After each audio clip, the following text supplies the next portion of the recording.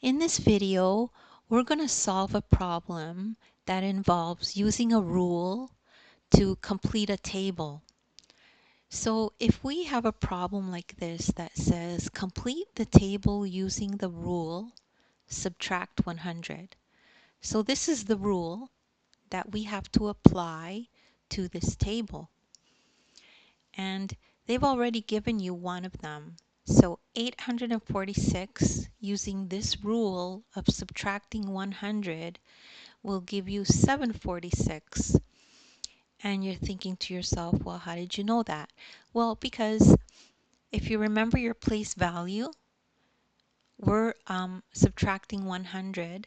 So you look at the hundreds place on both of these numbers. And in this case, the hundreds place is the 8. So when you subtract 1 from it, it becomes 7. So 746 is the answer for that. So when we do this, we just have to take a look at the in table.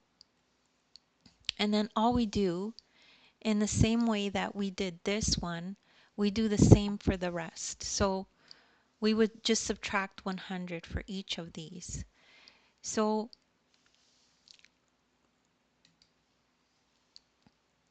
let's do that. So 273 minus 100.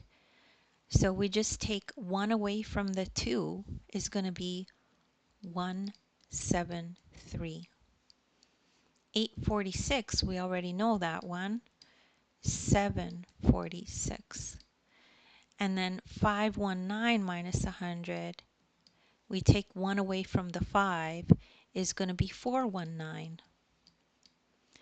And then 382 minus 100 is just going to be 282. So if you have trouble understanding this, just restart the video and do it again.